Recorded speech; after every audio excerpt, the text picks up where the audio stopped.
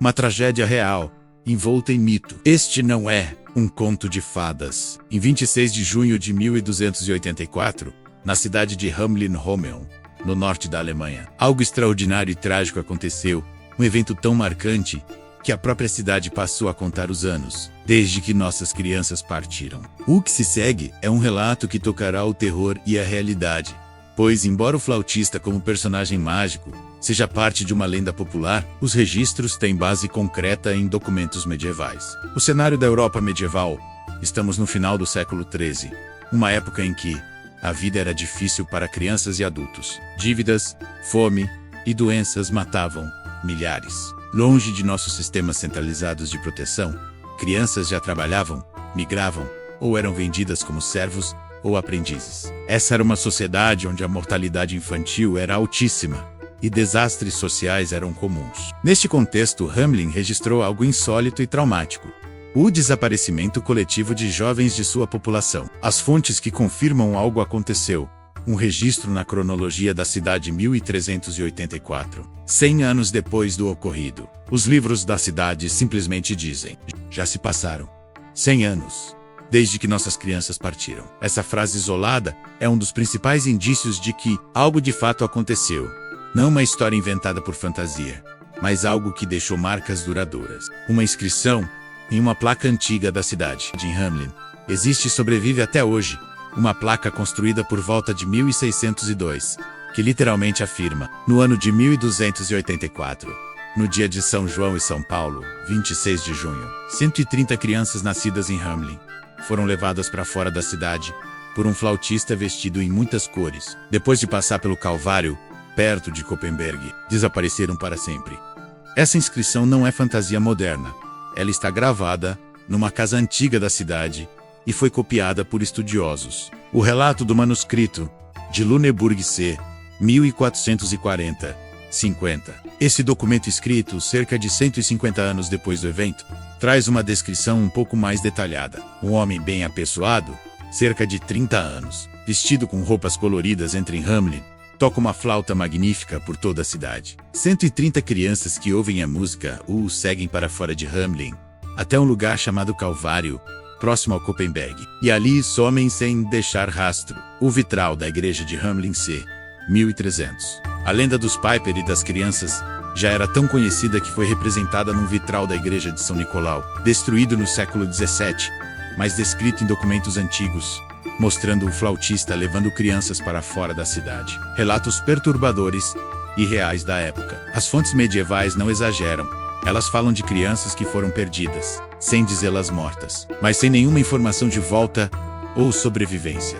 Imagine o pânico de uma sociedade pequena, onde 130 crianças simplesmente deixaram de existir nos registros civis. As mães saíram em busca dos filhos por outras cidades, sem nenhum resultado. O desaparecimento foi tão marcante que a cidade recalcula seu tempo a partir daquele momento. Isso tudo é realmente perturbador, pois não estamos falando de um conto infantil, mas de um evento que deixou um profundo trauma coletivo na memória de uma comunidade. Teorias sobre o que aconteceu com as crianças. Os estudiosos modernos apontam várias explicações, todas sombrias, para esse mesmo evento.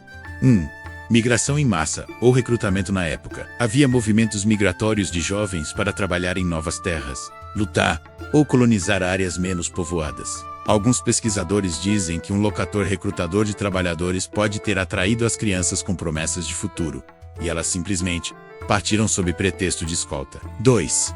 Venda ou exploração. Vender crianças como servos, aprendizes ou mesmo como trabalhadores era comum. Não havia proteção legal. Uma figura carismática poderia ter liderado um grupo de crianças rumo a contratos de trabalho em outras regiões, e a cidade registrou isso como perda total. 3. Epidemia ou tragédia de saúde coletiva. Alguns cientistas sugerem que as crianças podem ter sido levadas por uma espécie de epidemia misteriosa, dança, febre, toxinas ou doenças contagiosas. E a história do flautista foi apenas uma metáfora para explicar algo terrível. 4. Psicose coletiva. Mania de dança. Há registros de casos de dança frenética, na Idade Média, em que grupos de pessoas, inclusive crianças, começaram a dançar compulsivamente até a exaustão e morte, e isso pode ter contagiado um grupo inteiro. nem sempre bem documentado. Elementos perturbadores que podem ser reais, enquanto a versão moderna inseriu ratos e magia. Os relatos originais falam de 130 crianças desaparecidas ao mesmo tempo, sem explicação. Uma comunidade inteira marcada pela perda de sua geração mais jovem. Registros históricos que não transformam isso em conto de fadas, mas lamentam o desaparecimento. Resumo histórico cruel e fascinante. Data precisa e repetida em fontes independentes. 26 de junho de 1284. Número consistente de crianças. 130. Registros medievais realmente antigos mencionam o evento sem tom de fantasia. Não há provas definitivas de magia ou flautista encantador, mas sim um evento que de fato deixou um rastro histórico e perturbador. Não sabemos exatamente o que aconteceu com aquelas 130 crianças de Hamelin, mas sabemos que elas realmente sumiram. O evento foi registrado e lembrado por séculos. As explicações variam entre migração forçada, epidemia, exploração ou tragédia. O terror real da história não está na música de uma flauta, mas no fato de que uma geração de jovens desapareceu sem destino conhecido. E a própria cidade de Hamelin ainda carrega essa memória como um enigma perturbador que jamais foi solucionado. E até os dias de hoje, o som da flauta nunca parou. Ele apenas mudou de forma. Em 1284, 130 crianças desapareceram de uma só vez, e a cidade jamais teve respostas. Hoje, os números são ainda mais cruéis. Milhares de crianças desaparecem todos os anos, em ruas comuns, bairros comuns, diante de casas comuns. Não há flautas visíveis, não há roupas coloridas, apenas promessas, distrações, convites inocentes. E o silêncio depois. Algumas seguem estranhos, outras entram em carros que nunca deveriam estar ali. Algumas atravessam portas digitais, guiadas por vozes invisíveis, como se estivessem ouvindo uma música que só elas conseguem escutar. Assim como em Hamelin, muitos desaparecimentos nunca são resolvidos.